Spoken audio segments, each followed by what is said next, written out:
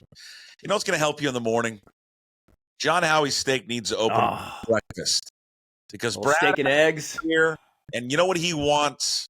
He wants a little steak and eggs, and I bet you John Howie, which brings you Brad Adam of Root Sports every week, could make a great steak and eggs. How about steak egg burrito? Steak egg burrito at John Howie's Steak. Come on, John. You're not Think about it, John. You're not busy enough. Get up earlier. Open the kitchen earlier. You're missing a golden opportunity to hit that early morning, that breakfast crowd. Yeah, I'll tell you what, I don't even need the eggs. Give me a classic Japanese A5 Wagyu at 7:30 in the morning. I'll eat it. Or a USDA Prime. I'll eat that. Give me some fresh local seafood. Forage mushrooms. 7:45 in the morning. Good with that.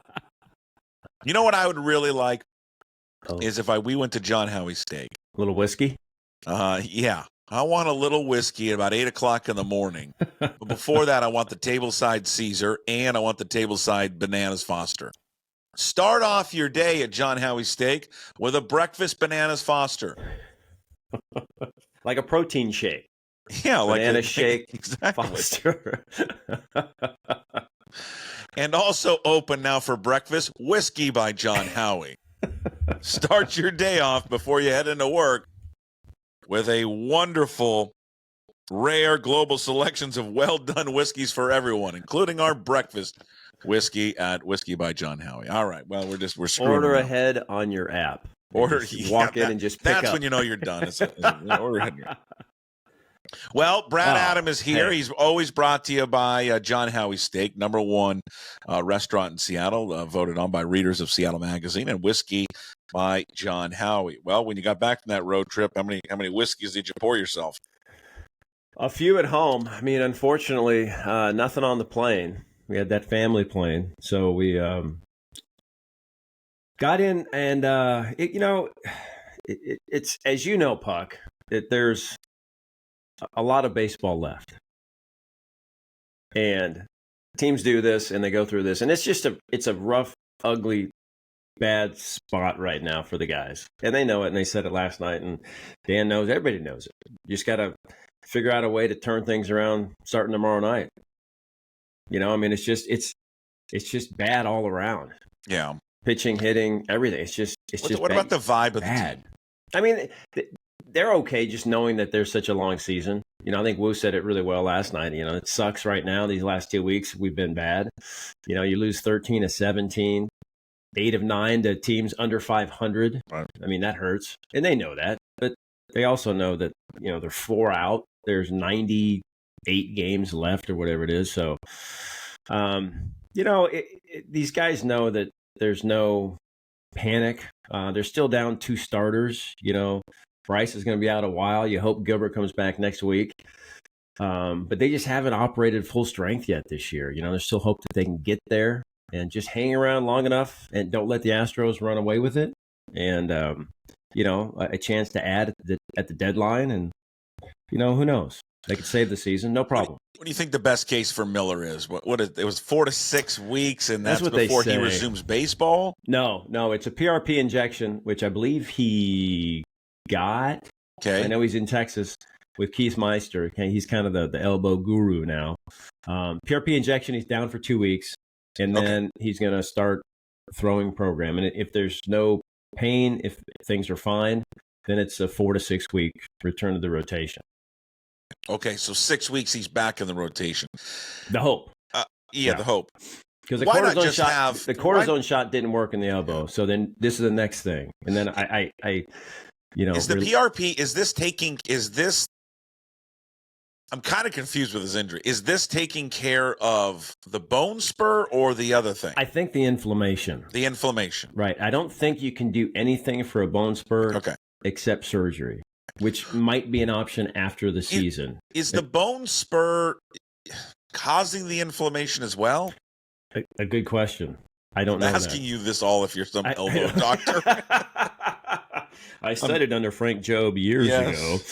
I don't know that. But I thought the way they kind of explained it I was under the impression that it's separate, but again, I don't know because they're saying he can pitch with the cyst. If it doesn't bother him, he can pitch with it forever. But if it does bother him, it continues to bother him, maybe they take it out in the off season. Has he said it bothers him?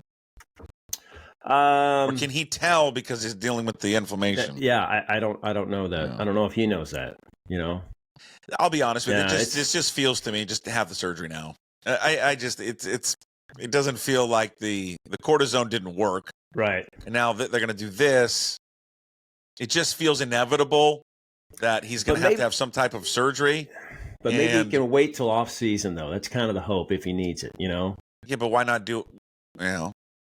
I don't know the recovery do it time now, on that. And then he's ready for next season. If he does it in the off season, is he going to be ready? I think he still could be ready for spring. I don't think it's anywhere near the rehab of a Tommy John or something. But it's just too bad. When you hope Gilbert's back, you just, pitching aside, I mean, they've got to figure out a way to score runs and hit with runners in scoring position. You go 5 for 41 against the Diamondbacks. I mean, you're hitting the ball all over the field. You're getting hits. You're getting leadoff doubles. Guys are just standing there.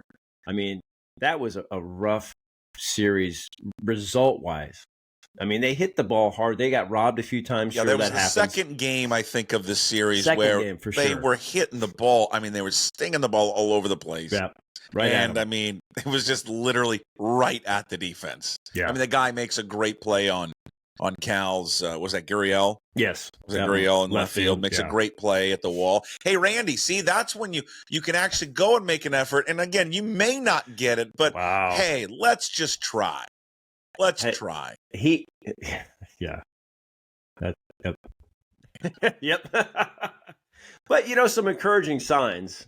There we go. We talk about, the offense not being good. It wasn't. But, Polanco has 7-game hitting streak now. Donovan Solano hit a home run. He got like 7 hits on the road trip. Cole Young got some hits. Cole Young last 4 games. Now that's why I didn't agree with it yesterday. I just, I get maybe his numbers. Even if you look at his numbers down in Tacoma, they weren't, not lighting the world on fire against left-handers. But he, in the last 4 games, he's hit like over 400. He's just starting to find himself. But he's gonna be an everyday second baseman. He's going to have to learn to hit left-handers, okay? Right. And the guy that they were facing isn't Tarek Skubal.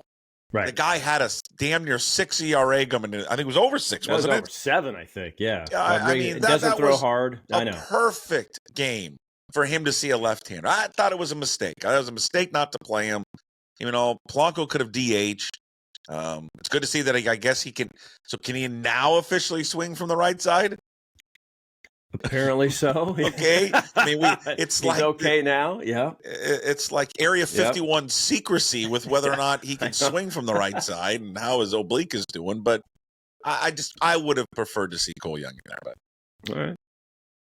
I'll pass that along. Pass that along to the next managers meeting. Hey, this portly podcaster thinks that Cole Young should play a lot more. Yeah, it's. I guess the disturbing thing is none of this road trip, what has happened, what they've done offensively, really for the last month, 5 weeks. None of it surprises me because I thought this is who they were going to be when the season started. I thought this is exactly who they were going to be. I think you're right. In April, I think everybody was kind of, I don't know, spoiled a little bit, thinking that this team is going to run away with the division, off to their best start through, through 30 games or something. And,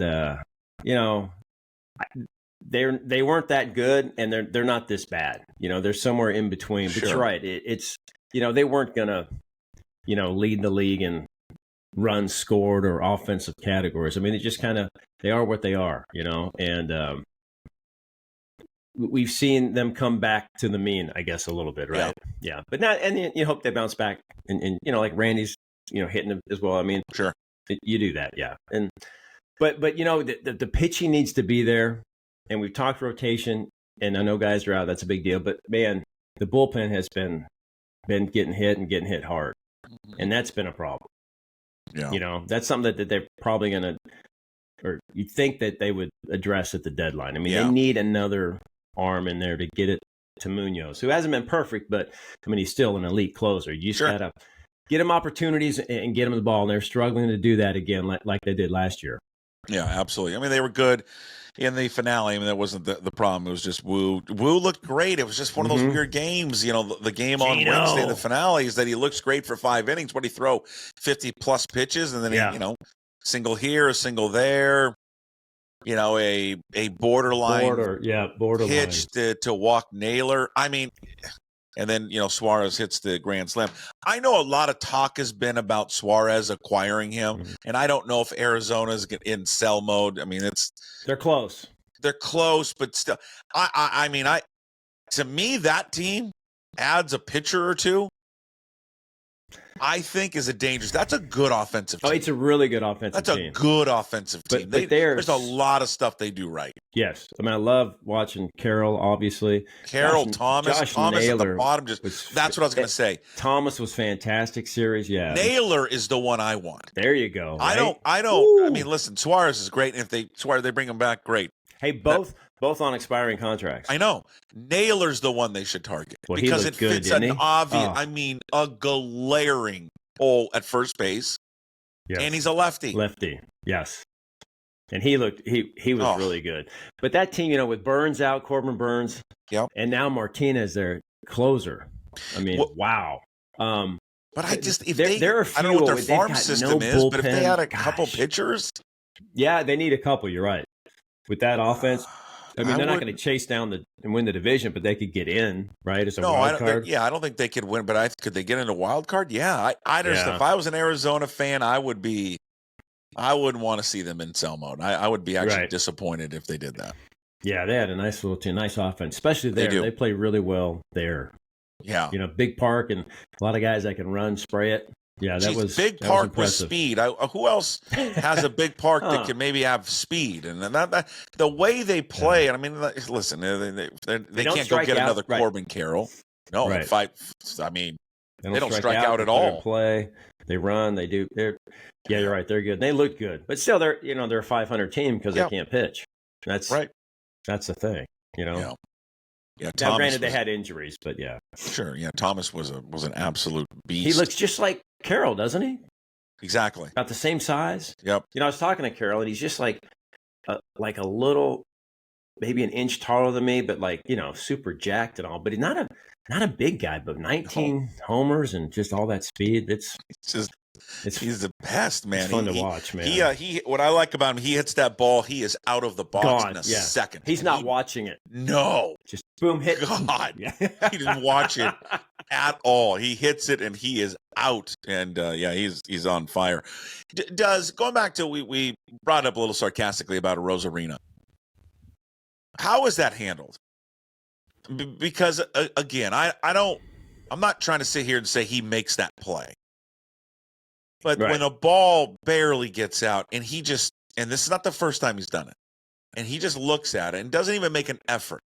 And what happens if he misjudges that? That ball hits the top and now goes in that funky little corner. Right. And he's over there sitting watching it. I mean, there's a lot to like about him. I think he plays the game with some flair and some emotion, which is fun. Mm-hmm.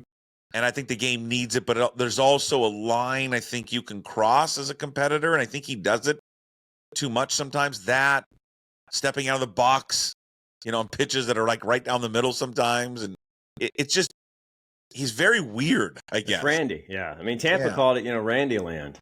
He would just kind of go into Randy Land and just. Have veterans pulled him aside at all? Not to my knowledge, no. Again, they could have in the clubhouse, but I have not heard of any coach or player talking. No, I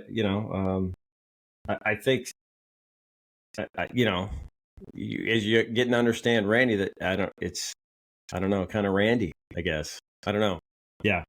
To be fair, that Gurriel shot I thought was like way, way gone, off the bat. Maybe he got fooled a little bit too. But I understand your point for sure. The effort needs to be there. I hope someone inside that clubhouse has talked to him. And my guess is that someone has, and maybe a coach. No disrespect to you. I don't think hey, Brad, we had a sit down powwow with a Rosarina. They don't tell me everything? Yeah. But it's, I just don't, some of that stuff is, it's effort level, keep right? it in house for sure, and effort level, yeah, exactly. You got to have a good attitude and have good effort. Especially when things are going bad, everybody's got to keep, positive and keep, pulling together as a team. You can't fraction off at all, and they're doing a good job of keeping together. I think I've buried the lead. Everyone is here to hear your thoughts. On the U.S. Open. Yes, U.S. So they're shooting low, which is surprising. Yeah, real surprising. Maybe it's easier than they let on. Where were you for the Randy Johnson luckily interview, not in the booth? Angie and Goldsmith? Where were you when that went sideways? I was in the camera well, listening in next to the dugout. And the funny thing was, Puckett, is he was coming on in the second, and I said, "Oh, is he going to do like the whole inning?" Thinking that's a no-brainer. Yes, normally do. We talked about this. Normally do the whole inning. Now, to be fair, scheduled to do just the top of the second, and then he was going to go do radio. Sure, yeah. That's so right. The half inning, right? I was lobbying, saying, "Man, Hall of Famer Keep number induction. What if it's a really quick inning? You should do the whole inning." They're like, "No, they just said half," and I'm like, "I don't think it's going to be long enough." I agree. It was. It was too long? It was. Is there a bat phone in the studio or in the broadcast booth that when he started to go down the Howard Lincoln Road, someone buzzed? Right. Like, does Goldsmith wear like a pager, or is there an indicator? For the signs in baseball, there's always an indicator. Yes. Is there a Goldsmith indicator? Get out! Get out! Abort! He could be told. He tried. I know Riz tried. Oh, I'm hoping that Randy got it off his chest. Yeah. And when it's over, it's done. He said what he said, and now next year when the ceremony comes, he can be, gracious and. Did anyone get a sense that was the road he was going to travel that day? No. Gosh, no. Because, we had a Zoom last week, right, when the Mariners announced that they were going to do it, and he was fine, thankful and, appreciative and this and that. And I don't know, maybe he had time to think about it, and or maybe somebody mentioned, why did it take this long? It's like, yeah, good point. Why did it take this long? He definitely still fosters some ill will towards Howard Lincoln. Wow. That's clear. Yeah. Because you call out signaled a guy like him that, out specifically. I mean, he praised John Stan and Kevin Martinez, who's now the new president. So, I mean, he appreciative of those guys, but he's still listening, watching it live en route. And then I did not listen to it live, obviously, but someone had sent it to me and we played it. And I mean, he even goes more all in with Riz. And poor Riz, poor buddy. Riz, just trying to chant, "Hey, buddy. Hey, gonna be a special summer. Great summer." And he's like, he's just going all in. Yeah, I said it yesterday.